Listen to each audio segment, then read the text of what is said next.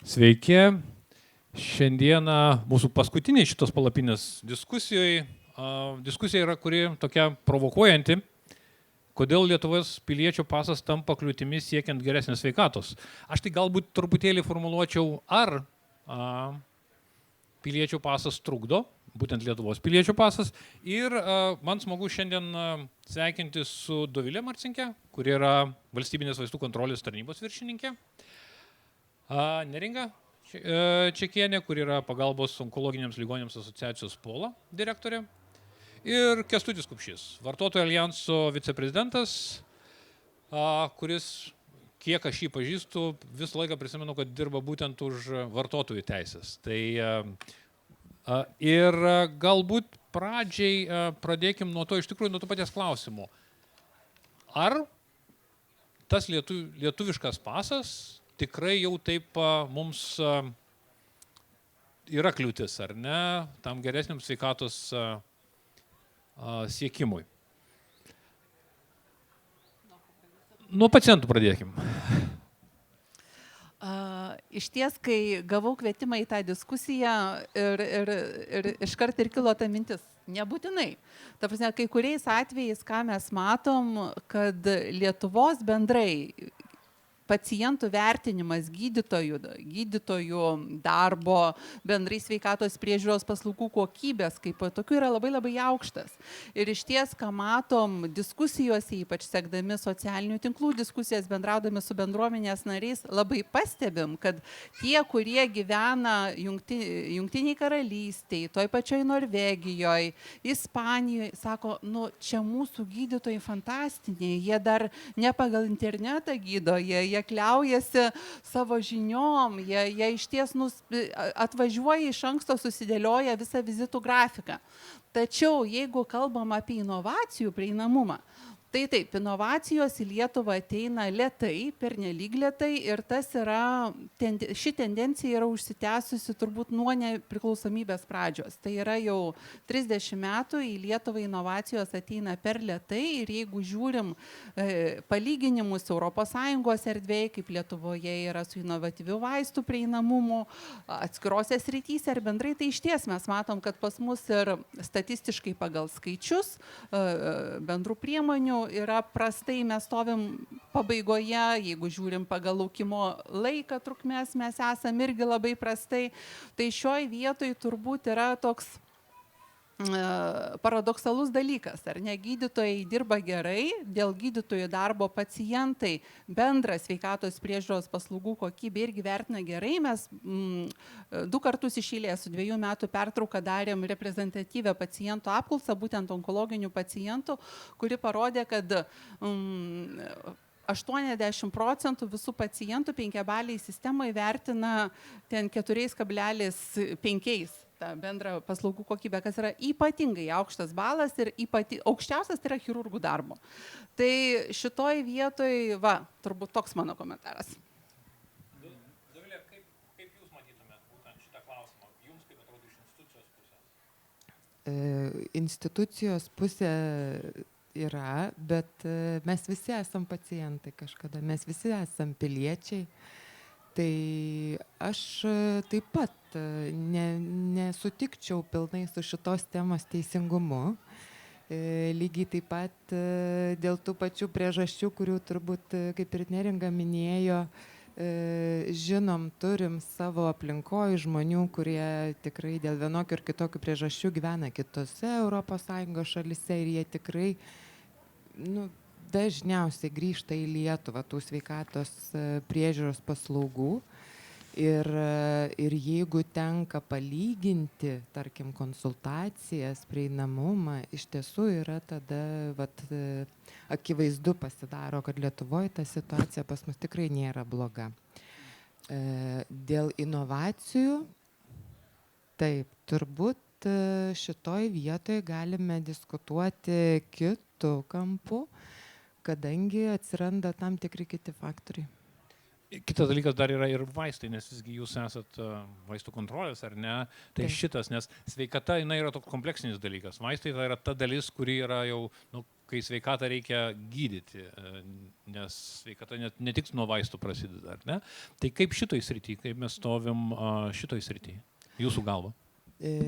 Su vaistinėm ir prieinamumu iš tiesų mes esam labai geroj padėty, kadangi šiai dienai Lietuvoje mes turime maždaug 1300 vaistinių ir virš 4000 vaistininkų, farmacijos specialistų.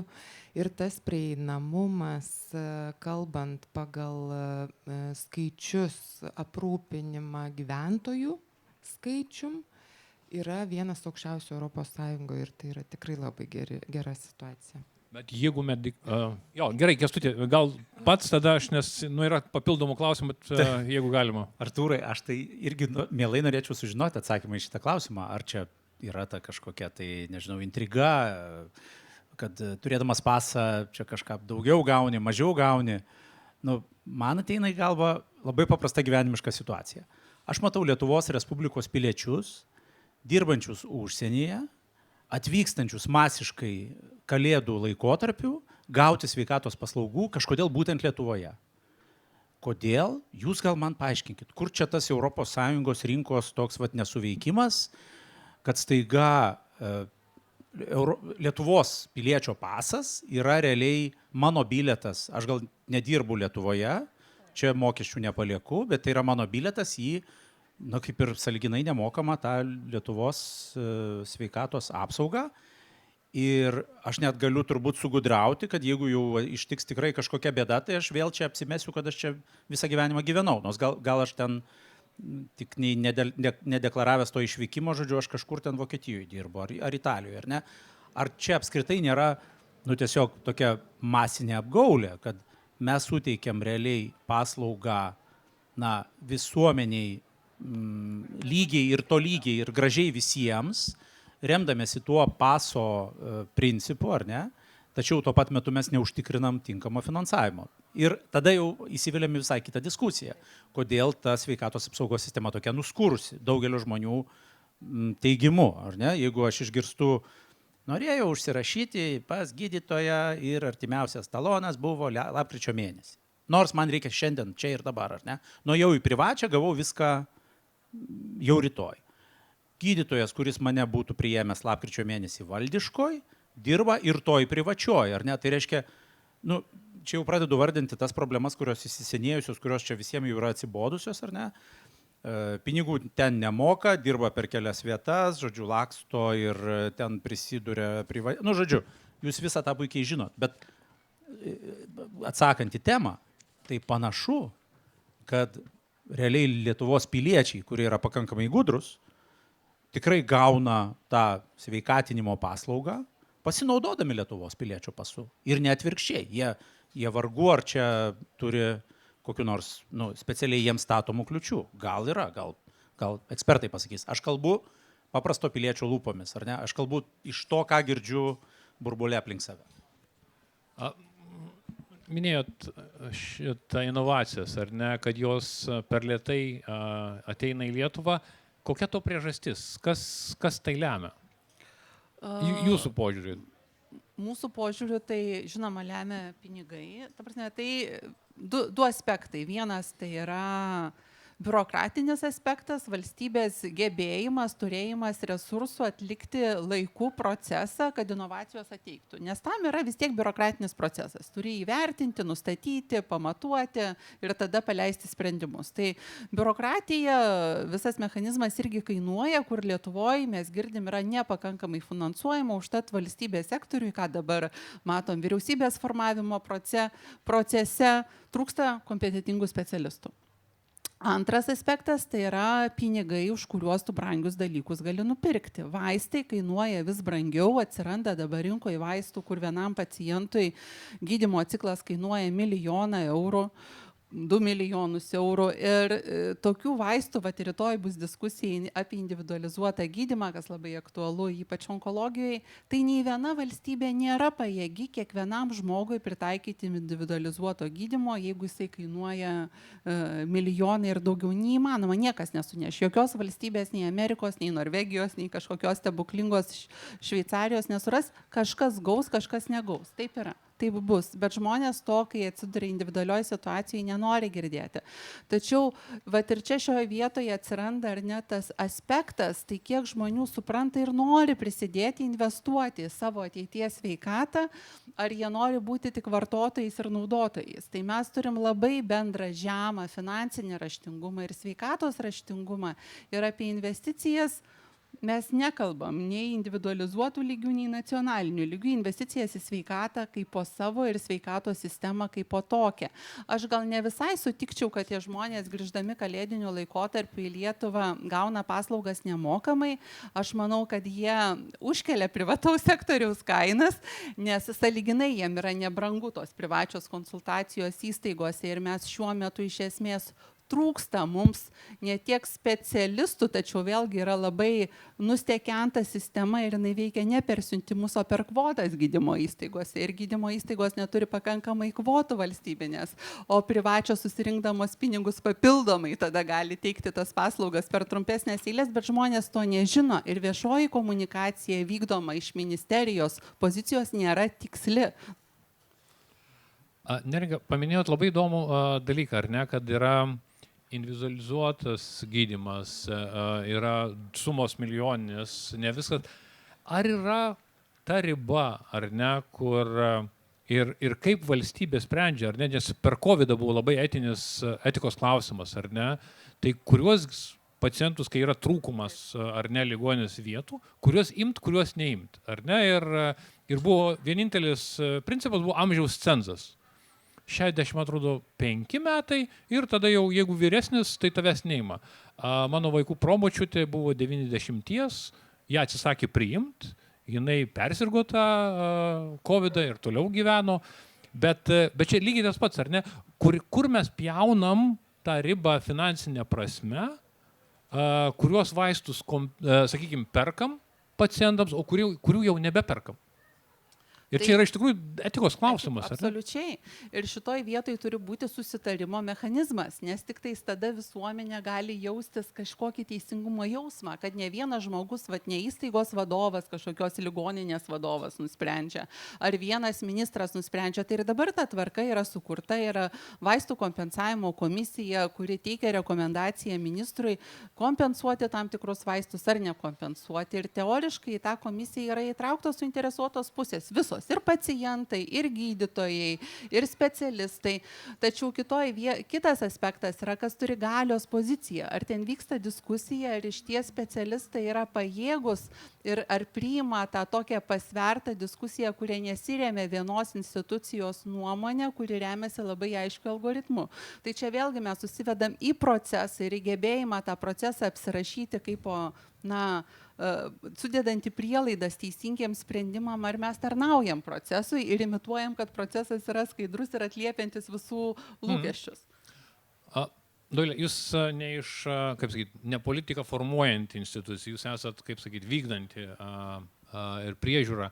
Kaip jums atrodo būtent šitas klausimas, kai mes šnekam apie vaistų prieinamumą ir kurioje vietoje brėžti tą kartelę, kas turi būti prieinama, kas dar nebeturi būti prieinama, nes yra per brangu ir per individualu?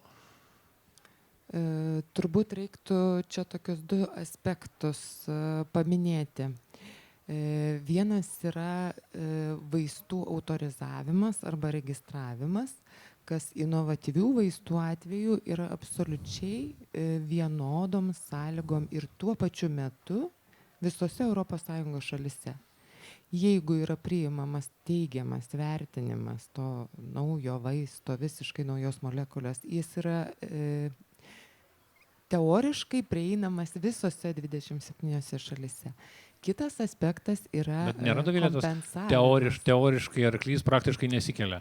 Tai va čia atsiranda jau tada kiti tie faktoriai ir niuansai. Vienas dalykas, ką Neringa minėjo, kad tie inovatyvūs vaistai paprastai yra labai brangus ir pats žmogus už savo lėšas retai, kada jis galėtų sau leisti tokį gydymą įpirkti. Todėl dažniausia sąlyga ateiti į rinką yra gauti kompensavimą iš valstybės. Tai dabar tas antrasis prieinamumo faktorius, kompensavimo gavimas, jis labai skirtingai ES šalise yra galimas, sakykime, ir tai aišku priklauso nuo valstybės išsivystymo lygio, gebėjimo ir turėjimo tų resursų. O kalbant apie Lietuvą, tai yra taip vadinamas sveikatos technologijų vertinimo procesas, kurio pradžią padaro Valstybinė vaistų kontrolės tarnyba. Jie, specialistai, mūsų ekspertai, vertina klinikinės savybės ir farmakoekonominės savybės, lyginant tą naują vaistą, inovatyvų vaistą su jau esamom, prieinamom technologijom. Ir toliau, kaip jau Neringa truputį minėjo, einama link vaistų kompensavimo komisijos, kurioje yra Valstybinė ligonių kasa, Sveikatos apsaugos ministerija, pacientų atstovai, gydytojų atstovai ir jau tas kompleksinis požiūris iki paskutinio sprendimo. Tai va, tas procesas jis yra ir jis be abejo stengiamės, kad vis judėtų į priekį ir vystytųsi į teigiamą tą pusę. Tai šiuo metu vaistų kontrolės tarnyba dalyvauja iki metų galo taip vadinamam techniniam paramos projekte, finansuojamam iš ES lėšų, kurio metu yra kuriama tokia metodika, kuri būtų aprašyta. Žodžiu, Gerai, kad pas mus maliarinių uodų dar nėra. Atsiprašau, bet tai labai puola. Gerai, prieš Kęstučiui aš tiesiog noriu paprašyti kolegos, kad įjungtumėt QR kodą. Jeigu turit klausimų, tiesiog galite skanuoti QR kodą ir klausimus mes matysim pas mane telefone ir aš galėsiu juos užduoti mūsų prelegentams. Kęstuti, kaip iš vartotojų pusės atrodo būtent šita situacija, kai mes šnekam apie vaistų prieinamumą, pagal tai, nes aš kažkaip pat klausydamasis ir Dovilės prisiminiau, čia matyt viena iš neseniausių istorijų su cistinė fibrozė, ar ne? Tai nėra didelis kiekis, sakykime, pacientų, tačiau liga sunki ir be vaistų iš principo neįmanoma, ar ne, gyventi. Tai vat čia kaip iš vartotojų pusės, kaip jūs žiūrite šitą klausimą? Aš visai nieko neišmanau apie tą ligą, ką paminėjot, bet norėčiau, tarsi pridengdamas šitą savo visišką neišsilavinimą ir neišmanimą, kaip ir pasukti į bendresnius dalykus. Ir tada jūs jau pasigailėsit, kad mane čia pasikvietėt. Nes, žiūrėkit, aš iš to, ką jūs pasakojot, tikrai beveik nieko nesupratau. Ar ne? Čia procesas labai svarbus ir sudėtingas. Čia vaikšto popieriai iš vieno ten stalčiaus į kitą. Yra turbūt įveltos 10 žmonių, 10 organizacijų, kurios galų gale sukuria tikrai puikų rezultatą. Mes galime tikėtis, kad jeigu bus atrasta liga, kuri jums būdinga ar jūsų giminaičius užpuolė, kad bus ir vaistas ir galiausiai bus ir to vaisto kompensavimo ir pateikimo jums sistema. Ir dabar šitas toks malonus faktas susiduria su mano kitais girdimais, tokiais daugiau miesto legendomis vadinamais dalykais, kur, sakoma, o tai kas yra pelningiausi verslai žemėje? Visi sako, nafta, po to ginklai, vaistai, ar ne? Bet dar kartais įsiterpia tie vaistai, nebūtinai tie būna tie pirmi, iškart geri vaistai, dar būna narkotikai ir dar būna intymios paslaugos. Aš spėju, kad vaistai tikrai yra penktam. Kęstuti, nuo šitų metų sukčiavimas internete yra pati pelningiausia, žinok. Jūs, Artūrai, jūs išmanot reikalą. Tai gerai, jeigu ne penketuke, tai šešetuke. Ir girdi, korporacija X užregistravo ketvirtinį pelną 8 milijardus. Ir aišku, jį bus kur nors Šveicarijoje, o gal ir kažkur dar ir kokioj Bahamų ten kažkokioj salelėje registruota. Vėlgi, viskas grįžta į mūsų turimą ir puoselėjimą, netgi godojamą ekonominę sistemą, kurios principas yra suteikti galimybę kiekvienam privačiam aktoriui išpešti naudą iš viešojo sektoriaus. Šiuo atveju, aš jau priejau tą ribą, kur sakysit, kad nebekviesit kitą kartą, ar dar ne? Jo, žinokit, dar netokios esam dalyvavę. Tai va, tai žiūrėkit, perkalbėkit mane, jeigu aš čia kažkur klystu, bet privatus interesas yra pirmiausia susijęs su tuo, kad vaistų turi būti kuo daugiau, jie realiai turėtų būti parduodami kuo brangiau, iš valstybės reikia paimti kuo daugiau, kad jie taptų tada prieinami kuo didesniam ratui, tada gydytojai bus motyvuojami taip, kaip reikia, kad jie prirašytų tą vaistą kuo didesniam skaičiui žmonių. Ar ne? Ir aš nežinau apie tą konkrečią retą lygą, bet čia tikriausiai yra tik masto klausimas. Tai, kas galioja antibiotikams, patiems paprasčiausiams 100 metų ar 10 metų žinomiems preparatam, kuriais yra gydomos kažkokios infekcijos, tai tas turbūt yra visiškai tik kitų mastų, ar ne? Mažiau žmonių, bet stambesnis tas pats vaistas yra būdinga ir retom lygom. Ir man jau vos ne kartais ir norisi ploti ponui Trumpui, kai jis sako, aš tą jau ten tą vaistų mafiją, žodžiu, kaip ir priversiu, užgniaušiu, ar ne, jau ją ten prigriepsiu. Bijau, kad jam nepavyks, nes korporaciniai interesai dažnai būna stipresni už tokius pavienius politikų, tokius norus kažką ten. Bet man kyla daug abejonių, daug klausimų. Ar mes tą kryptimį einam? Ir galbūt ta tikroji kryptis, kurią Lietuva galėtų nueiti, yra iš tikrųjų žalias kraštas, neteršiam azoto oksidais, neteršiam kietosiom dalelėm, ar ne? Reiškia, jeigu mes nutarėm susitelkti į pamatinių sergamumą ir tą mūsų sergamumą didinančių ir sveikatingumą mažinančių veiksmų šalinimą, tai greičiausiai mes tuos milijardus investuotumėm paveikiau.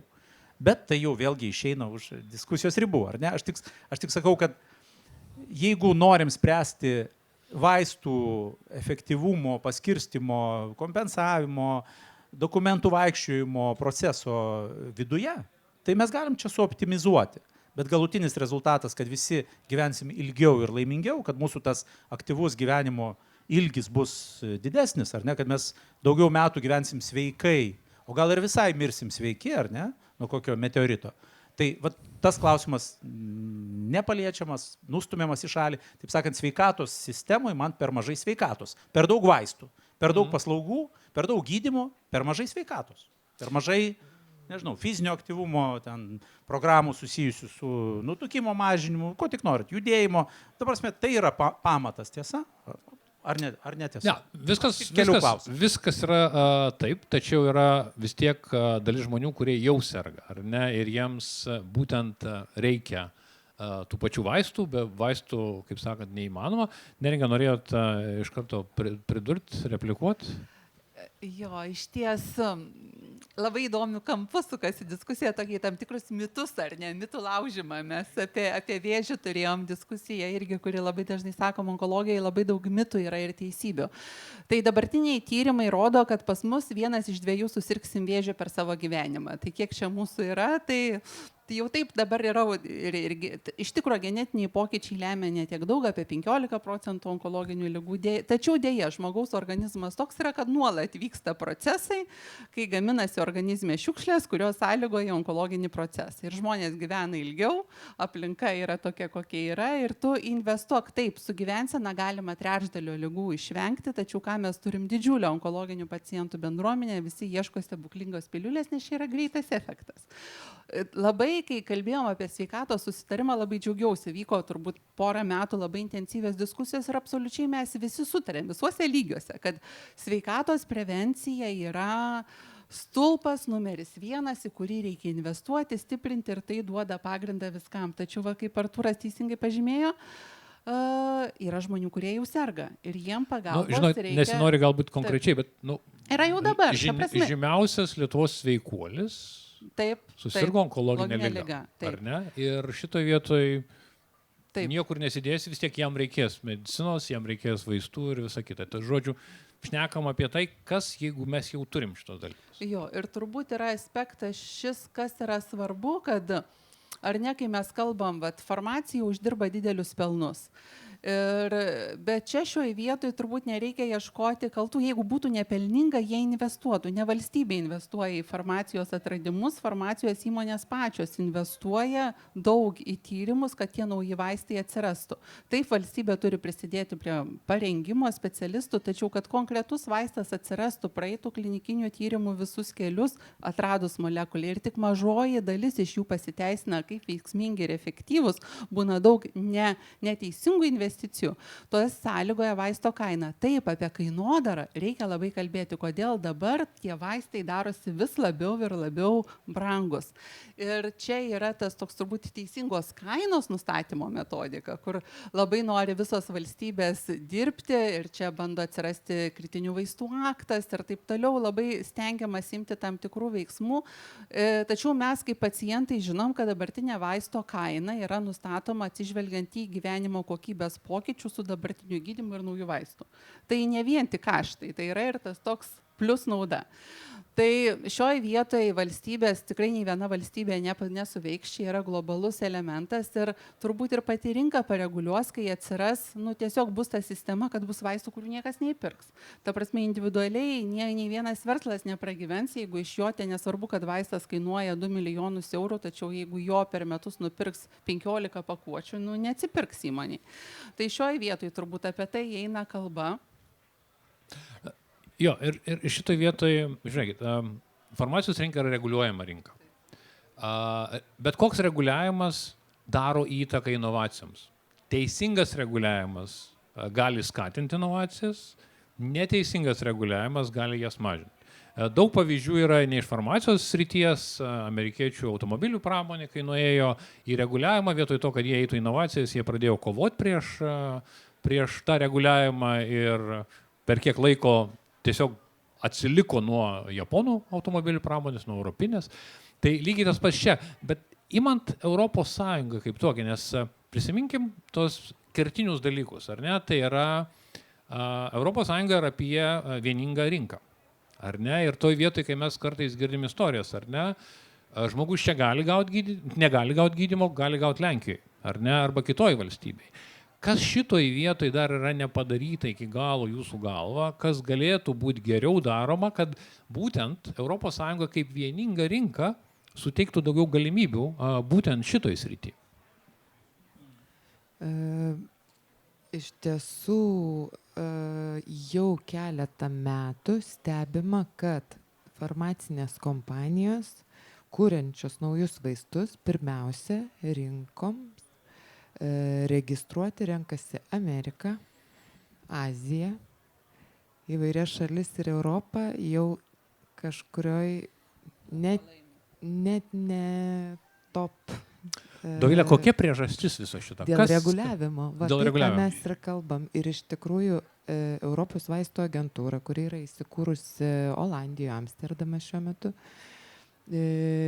ir Europos komisija ėmėsi jau priemonių ir prieš porą metų netgi pradėtas to reguliavimo peržiūra, taip vadinama Pharma Package, kas yra direktyva ir reglamentas, didieji mūsų šitą sritį reguliuojantis paketai, kad mažinti tą administracinę naštą, mažinti aparatą, mažinti komitetų žmonių skaičius, mažinti terminus, kurie yra reikalingi priimti vienus ar kitus sprendimus.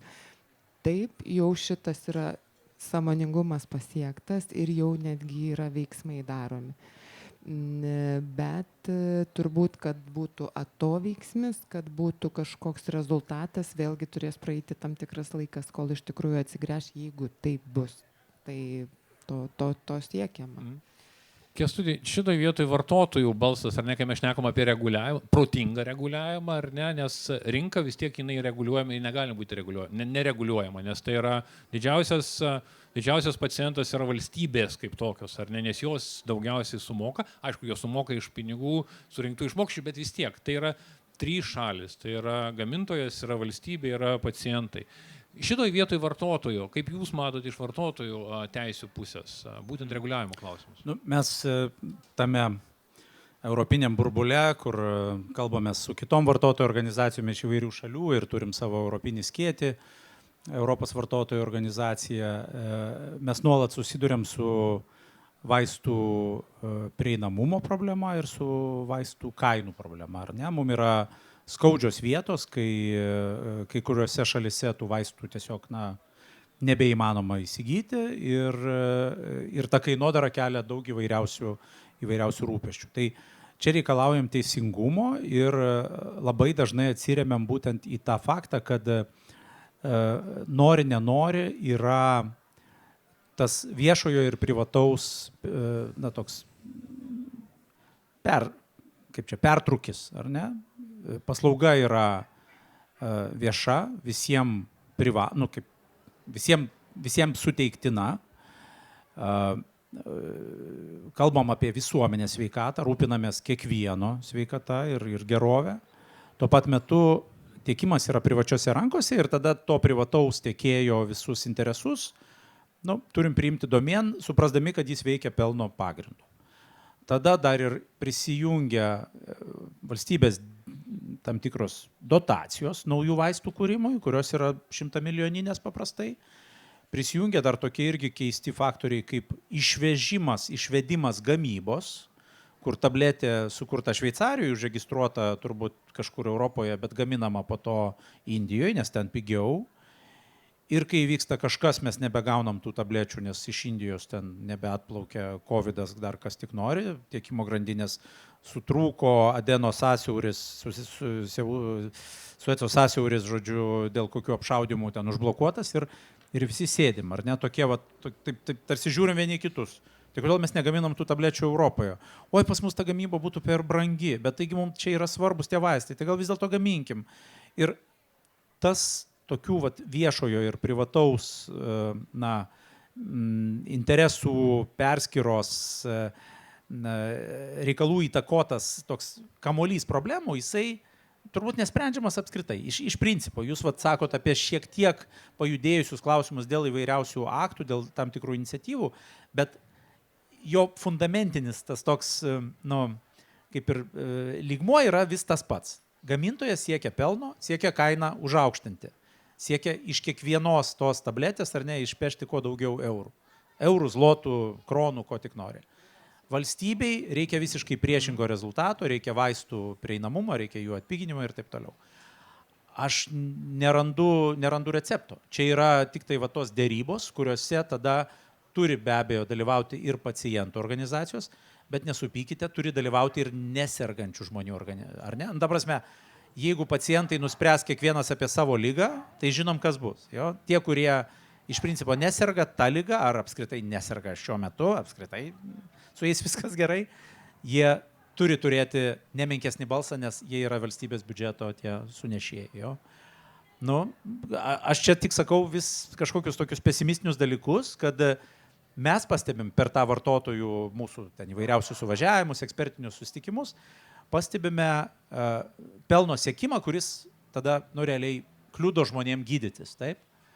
Ar jūs galit man įpūsti kokią nors optimistinę gaidelę šitoje vietoje, kad tai gali pasikeisti artimiausią 10-metį ar 20-metį ir tada mums gal verta palikti viską kaip buvo ir, taip sakant, nesuvalstybinti vaistų tyrimų ir gamybos ir nesuviešinti šito viso, ar tai iš vis įmanoma be to? Nežinau. Dovilė Neringa, pusit vilti, nepusit? Tai būtinai. Tai jau truputį irgi, nežinau, man pasigirdo paminėjot jau Neringa, kritinių vaistų aktas. Jau jis yra šiuo metu, reiškia, projekte, taip, ir jis tikėtina turėsim Lietuva pirmininkavimo metu 27 pirmą pusmetį tikėtina turėsim irgi prie jo ženkliai prisidėti. Tai būtent jis numato tam tikras priemonės, kaip pritraukti gamybą, ką Kęstutis sakė, į Europą, grąžinti ir pritraukti. Ir tai yra per įvairias irgi priemonės, valstybės dotacijas, kažkokias sąlygas palankės. Tai aš manau, čia ta viltis yra, reikia ją turėti ir aišku ieškoti kitų tų vilčių ir tų priemonių ir būdų. Taip. Aš jau pati grėbiu mikrofoną. Iš ties, turbūt čia sveikatos politika yra tokia labai kebli, ar ne, nes mes kalbam ES erdvėje apie vieningą rinką, tuo tarpu sveikatos politika yra daugiausia palikta nacionalinės šalies sprendimam, ar ne, tai nėra europinė politika. Ir tuo metu, kai sveikatos sistemai pinigai suformuojami nacionalinių biudžetų sąskaita, tai ir išlaidos yra nacionalinių biudžetų sąskaita. Tai tikėtis, kad čia visi gyvens vienodai ir visi gaus vienodas paslaugas, yra neįmanoma, nes tai nėra tai nėra vieningai veikianti rinka. Yra tam tikri elementai, kurie padeda žmonėm kritiniais atvejais gauti jiem reikalingas paslaugas, tačiau valstybės vaidmuo čia yra lemiamas, kritinis ir čia jau mes galim kalbėti apie kokią Europą mes ateities norim, ar ne, ar mes norim būti, kad sveikatos politika taptų ES politika, ar mes norim šitoj vietoj, bet čia atsiranda tiek naudos, tiek rizikos, jau dabar mes matom, kad reabilitacijos paslaugų prieinamumas yra labai ženkliai sumažėjęs, todėl kad atvažiuoja iš kitų, nes yra ne vien tik lėšos, yra infrastruktūra yra ribota. Ir jeigu ją gali nupirkti lengviau vokiečiai, jiem tai yra pigu ir atvažiuoja iš jų ligonių kasų. Nemanau, kad tai yra Lietuvos interesas, kad pas mus į mūsų reabilitacijos sistemą, infrastruktūrą gydytojais atvažiuoja ir naudoja vokiečiais, o prieinamumas mūsų pacientams mažėja. Tai čia yra tas ES vieningos rinkos minusai. Tačiau mes galim naudotis ir pliusais ir šioje vietoje, jeigu nėra, tarkim, aparato prieinamo ar sulūžęs, jisai vienintelis 2 aparatai, kaip buvo Lietuvoje, bet sulūžę vienu metu, tai Lietuvos pacientai galėjo vykti į Lenkiją, į Latviją, darytis tyrimus ir gauti už tai kompensavimą iš ligonių kasų biudžeto. Tai šioje vietoje čia yra labai apie balansą. Ir labai apie balansą ir labai tą tokį balanso paieškose dar ir to lygiai gretaus teisingumo jausmo turėjimo. Ir dažnai, kai neturi žinių, tai gal ir tas teisingumo jausmas atrodo, sakykime, kažkur pamirštas, neteisingas ar taip toliau, bet čia aš tai vis kalbu visuose formatuose apie valstybės prievolį investuoti į žmonių sveikatos raštingumo didinimą. Žiūrėkit, bet jūs neatsakote į tokį pakibusį klausimą. Ta valstybė jau investavo. Jinai davė 100 milijonų eurų, pavyzdžiui, subsidiją sukurti vaistų X. Kokia turi būti to vaisto kaina tada galutiniam vartotojui? Įvertinant, kad atsirado operatorius, kuris sako, jo, aš pagaminsiu, ta tabletė kainuos eurą, 100 milijonų tą subsidiją mes, ar ne? Čia visa tai lieka pakibę būtent, nes mes daug kur matome inovacijas, technologijas, ar ne, apmokamas viešosiomis lėšomis, o pelnas ateina į privataus gavėjo, kuris tada turi tą milijardinį pelną, nors pagrindas buvo valstybė. Jau nekalbant apie tai, kad visą tą personalą išugdė dažniausiai viešosios lėšos. Tai va čia ratas užsidaro. Mes išvaistom viešasias lėšas, nes privatus sektorius, taip sakant, suinteresuotas yra pelnu. Ar tai kaip nors išsprendžiama kosmetiniam priemonėm, kritinių vaistų ten aktas ar koks kitas aktas, bijau, kad, žodžiu, tai čia neturiu daug optimizmo. Žiūrėkit, praeitoj diskusijai, kurią man teko moderuoti šiandieną, mes išsiaiškinom vieną labai paprastą dalyką, kuris, tarp kitko, ką minėjo Neringa, kad yra bendra rinka, pliusai, minusai, yra investicijos, bėda yra, mes neturim sveikatos ekonomikos specialistų kaip tokių Lietuvoje. Vienas dalykas, jie nėra ruošiami. Kitas dalykas, jeigu mes neturim sveikatos ekonomikos žmonių, kas paskaičiuos? Va tas lygtis, kurias Kęstutis kelia, klausimas yra, kaip paskaičiuoti, jeigu nėra žmonių, kurie toj srity dirba mokslinį darbą. Nes čia yra matematika, čia reikia sėdėti, skaičiuoti. Dovilė. Taip, vaistų kontrolės tarnybos sveikatos technologijų vertinimo dalis, kaip minėjau, yra farmakoekonominis vertinimas. Tai jį turi atlikti žmonės, kurie turėtų tokių kompetencijų, kurių realiai nieks, nei vienas universitetas Lietuvoje neduoda. Taip. Kaip tai reiškia padaryti, kokiu būdu juos išsiugdyti? Čia tas. Kolegos, žiūrėkit, aš jau turiu klausimų iš mūsų auditorijos. Jo, ir pirmas klausimas, čia matyt buvo pats pirmasis dėl to, kad čia apie mūsų tą pasą, nes toks labai tiesus ir matyti žmonės suprato, kad tas pasas iš tikrųjų kažkokia gali būti kliūtis.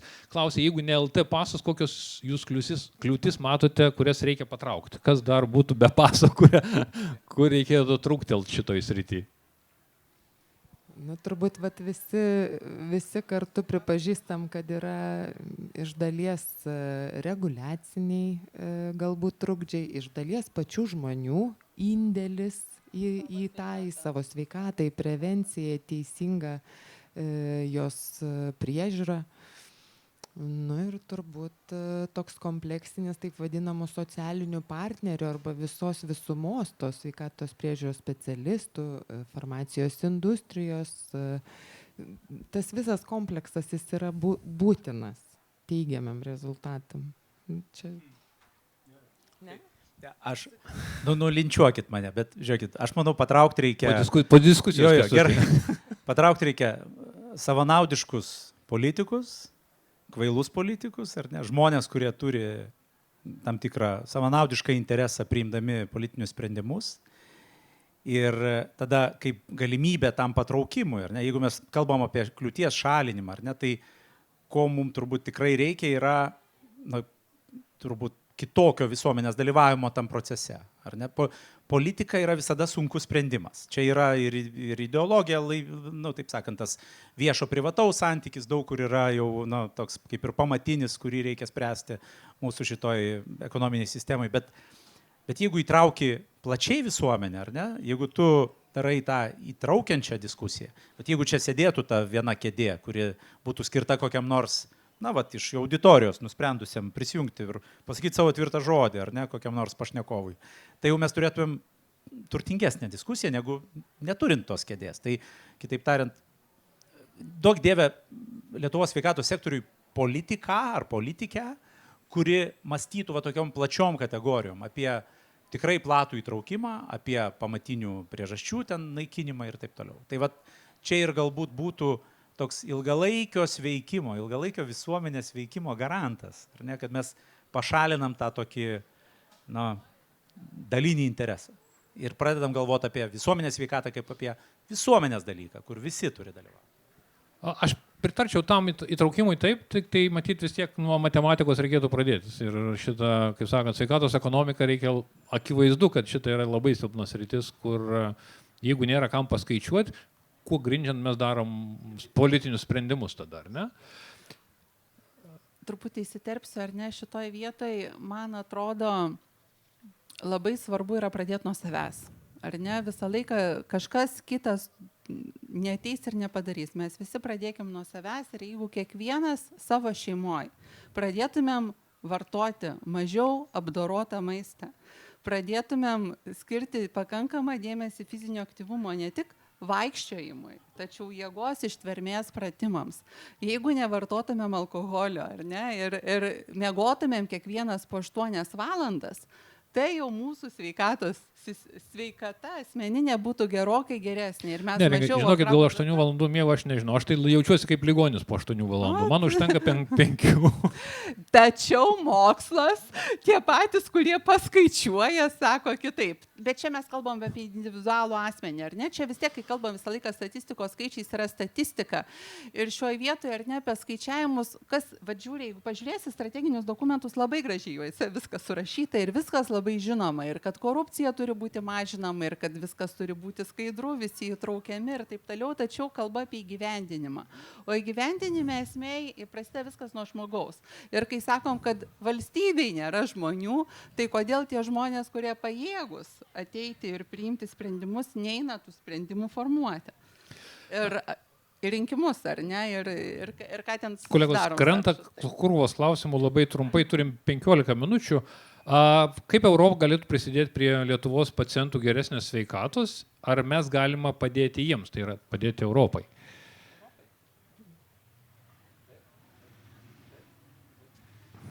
Jūs sakėt jau ir miegas, ir maistas. Tai žaliasis kursas. Išsinaikinkime taršą. Bus dar vienas tas pliusas prie geresnės sveikatos. Taip sakant, nestabdykime iniciatyvų, kurios mūsų ekonomiką švarina ir kuris mūsų gyvenimą kreipia tą tokią aktyvesnę, žalesnę kryptim. Čia Tik tai va vienas toks, aišku, galima dar 10 turbūt pasakyti panašiai.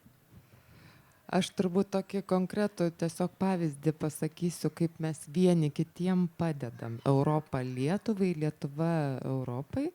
Tai yra tiesiogiai prisidėdami ir vertindami vaistų registracijos bylas.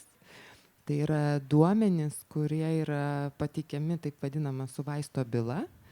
Ir tą europinę, sakykime, registraciją atlieka šalių narių ekspertai. Ir atitinkamai tas naujas vaistas, užregistravus, jis gali ateiti pas mus. Tai vat labai tiesioginį prisidėjimas. Tarp kitų labai panašus klausimas, kas galėtų paskatinti sveikatos technologijų vertinimą tapti greitesniu ir efektyvesniu? Farmakoekonomistų. Žodžiu, visgi, kai nešvietimo mokslas yra, būtent rengimas šitų specialistų yra akivaizdu didelė bėda. Taip, mes bendradarbiauti aktyviau pradėjom su universitetais ir nešam tą žinią, kad toks poreikis jis tikrai yra ir ne tik mum, ne tik vaistų kontrolės tarnybai. Kaip šiandien mes diskutuojam, jisai tikrai būtų naudingas ir plačiaja ta prasme, visai kitas matymas, atitinkamai sprendimų priėmimas, tai čia vėl trumpai. Vienas daugiau komentaras nei klausimas anglų kalba, bet aš pabandysiu išversti, nes manau, kad didesnė dalis vis tiek bus patogiau lietuviškai, kad ES reguliavimas galėtų sumažinti būtent kaštus, atitikimo kaštus verslui, būtent dirbant vieningoj Europos rinkoje.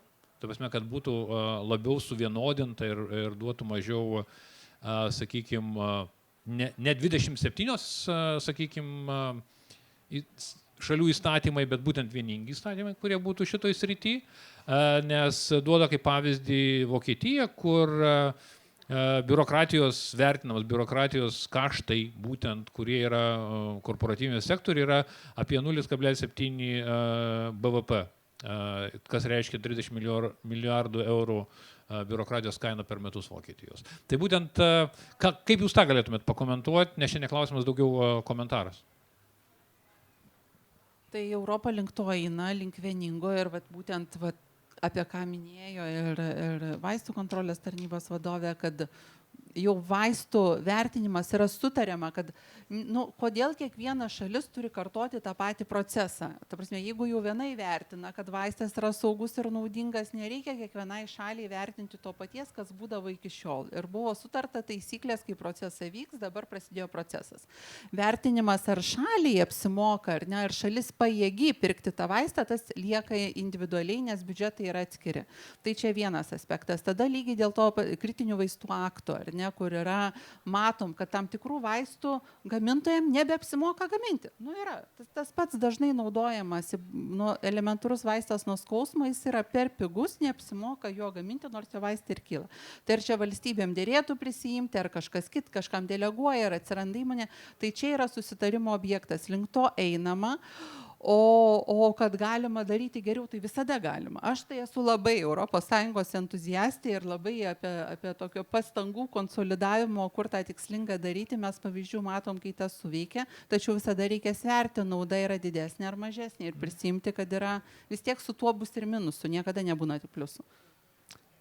Dar kitas komentaras irgi angliškai buvo apie tai, kad buvo darytas Europos investicijų banko tyrimas, kur apklausos įmonės ES ir 61% įmonių iš šitos industrijos sako, kad didžiausias barjeras ilgom investicijom, tai yra ilgo laiko investicijoms ES būtent yra reguliacinis. Vien dėl reguliacinių, sakykime, dalykų kompanijos neinvestuoja. Bet čia yra tiesiog komentaras, kur duomenų nežinau, negaliu komentuoti. Kitas dalykas, kodėl Lietuvoje nėra generinių vaistų gamintojų, ar gali būti dėl perteklinio reguliavimo čia šitoje vietoje? Ar kitos priežastys? Šiaip pagal licenzijavimą įmonių Lietuvoje šiai dienai yra 30 vaistų gamybos įmonių. Kiek iš jų yra etinių, kiek yra generikų? Reiktų gal Vien Santaros klinikos gamina patį inovatyviausią vaistą, kas yra CAR-T ląstelių terapija ir individualizuotas gydymas, ir jie yra gamintojas. Tai mes turim inovatyvių gydymų, turim ir generinių. Tai mes turim potencialą būti super duper pirmais, nes turim didžiulį žmonių potencialą ir norinčių investuoti potencialą, bet čia turbūt vėl susiseka į reguliacinę aplinką ir kiek tu gali iš to uždirbti. Tačiau potencialą turim, bėda bendra ES lygiu, kad visi klinikiniai tyrimai keliasi labiau į Aziją, į Europą, ir čia Europa ieško sprendimų, ką daryti, nes mes pralošim konkurencinį erdvėj Amerikai ir Azijai. Taip, aš tik noriu pridėti, ką Neringa sakė, Santaros klinikos turi, Kauno klinikos turi radio preparatų, ciklotroną, gamybą. Žodžiu, pas mus Lietuvoje tikrai labai aukšto lygio. Ir čia jau valstybinis sektorius gamina, nes tai yra būtent viešojo sektoriaus organizacijos. Ar gali Lietuva tapti Europos ligoninė?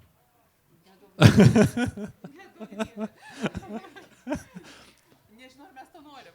Šitą, jeigu galite mikrofoną. Aš tikrai labai intensyviai skaičiau ir dalyvavau Lietuva 2050 dokumento rengime ir labai noriu tikėtis, kad Lietuva nebus Europos ligoninė. Nežinau, ar norėčiau, kad būtų Lietuva Europos reabilitacijos centru. Aš tiesiog norėčiau, kad Lietuva būtų subalansuota visuomenė, kad Lietuvoje gyventų žmonės, kurie dirbtų ir uždirbtų čia gyvenantiems žmonėms. Aš net mešiu, čia viena iš galimų tiesiog tokių specializacijos šakų valstybėje. Jeigu staiga nutartumėm, kad turim čia konkurencinį privalumą, tai kuo šita sfera yra blogesnė už bet ką kitą? Kuo? Tas medicinis turizmas yra legalus turizmas, tiesa? Jeigu jis dar atneša... Gerai, kad jūs sėdite per vieną žmogų. Bet aš tada grįžtu prie žiedinės sistemos, ar ne? Ir jeigu mes kalbam apie žalią ekonomiką ir ciklinį vartojimą, ir kad viską, ką mes vartojam, patenka tiek į viršpaviršinius vandenis, tiek į giluminius vandenis, ir kiek ligoniai iš savęs išleidžia nuotekų. Ir aš abejoju, ar tai būtų ta labai sveika aplinka gyventi Lietuvoje, susilaukti palikuonių ir panašių dalykų. Ar valstybė turi teisę gaminti vaistus pati pacientų poreikiams, nepažeisdama patentų? Patentų klausimas yra reguliuojamas ES teisė ir jis yra visiems vienodas. Jeigu kažkoks subjektas, ir tai bus valstybinė įmonė, tarkim Santaros klinikos ar bet kokia kita, atitinka šitus reikalavimus, kodėlgi ne? Irgi, man taip šviečiasi kokia nors baisi situacija. Ne? Turim tokią epidemiją, kur staiga jau čia pasirinkimo nėra. Arba visi mirštam, arba tą patentą pažeidžiam. Tai gal pažeidžiam. Ta prasme, tokie dalykai yra visi pridėtiniai. Jie ne apie gyvybę ar apie mirtį. Čia yra taip, intelektinės teisės ir kas tik. Aš suprantu, Dovilė tikrai susilaikys nuo pritarimo, nes kitu atveju gali būti naujiena apie tai, kaip vaistų kontrolės viršininkė pritarė patentų pažeidimų. Tai taip, kalbam apie ekstremalias situacijas ir tada taisyklės keičiasi. Jis gali keistis labai radikaliai. Tai neatmeskim, neuždarykim savo tų dangčių ant akių. Tarp kitko, šitoje vietoje yra vienas įdomus dalykas. Jeigu buvo patekę į rankas tokia knyga Kylanti banga apie būtent dirbtinio intelekto, sintetinės biologijos bei kvantinės kompiuterijos ateitį, tai jau dabar yra rinkoje aparatai po 20 000 kainuojančių, kur išmanantis biologijos žmogus gali modifikuoti virusus ir bakterijas. Tai klausimas, kokiam garaže gali toks dalykas atsitikti. Bet čia nukreipimas, klausimas, ar kiekviena valstybė turi skaičiuoti savo farmakoekonomiką, ar negali to padaryti ES centralizuotai, bet tada turi būti centralizuota sveikatos politika. Mes truputį jau kalbėjom šitą temą ir tai pagrindinis faktorius yra valstybės pajėgumai. Ir tą, ką gali, tarkim, leisti savo Vokietija arba Italija, Lietuva tikrai negali savo to leisti.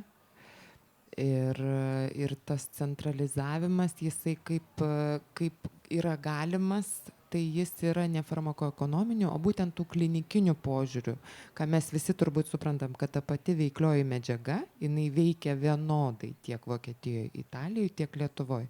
Tai va šitas buvo nuo šių metų sausio padaryta ir centralizuotai dabar yra vertina, manau, jų inovatyvių vaistų klinikinės savybės, šaliai paliekant tik farmakoekonominį tą vertinimą, kas jau priklauso nuo galimybių, sakykime.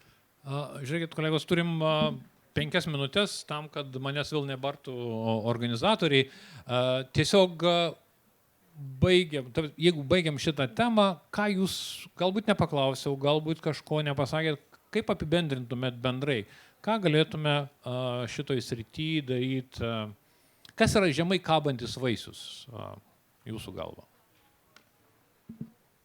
Prevencija. Ačiū. Aš manau, labai svarbus dialogas ir visų šalių įsitraukimas, ieškant to bendro geriausio, to žemai kabančio vaisiaus. Aš tai suprantu, kad daugelis pripažįsta tą Lietuvos tokį sąlyginį, santykinį švarumą, žalumą, kaip mūsų natūralų konkurencinį privalumą. Ir tai irgi yra veiksnys, kurį turim išnaudoti. Čia yra viena iš potencialių ramios senatvės oazių, ar ne, tiem patiem europiečiam. Tai vis tiek į tą ligoninę lenki, Kęstuti. Jo, aš galbūt į tą tokią sanatoriją netgi labiau, ar ne, jeigu galim kitą pavadinimą tam surasti, nes, kuo jis nėra ramiai žemai kabantis, ar ne? Daugelis nustemba čia apsilankę ir pamatė tuos žalius laukus ir žalius miškus, palyginus su Ispanijos dykumom. Tai dabar jau artėja ir tas etapas, kur dėl klimato kaitos nebe mes ieškosim saulės Ispanijoje, bet ispanai ieškos šiek tiek vėsos Baltijos šalise. Ir tas jau realiai vyksta. Tai vos ne procesai, kurie vyksta globalių mastų, klimato kaita, bioįvairovės skurdėjimas, ar ne, jis mus netgi spaudžia į tam tikrą natūralią nišą, kurią mes ir turbūt busim priversti išnaudoti. Jeigu nuvyksit dabar, pavyzdžiui, į Austriją, į kalnų regionus, į Slovakiją, jūs pamatysite, kad ten yra visi vidurio rytai suvažiavę, nes tiesiog vasaros yra leidžiamas truputėlį vėsesnėse vietose. Kolegos, ačiū labai Jums už laiką, ačiū už diskusiją, aš tikrai manau, kad nusipelnė aplodismentų mūsų prelegentai.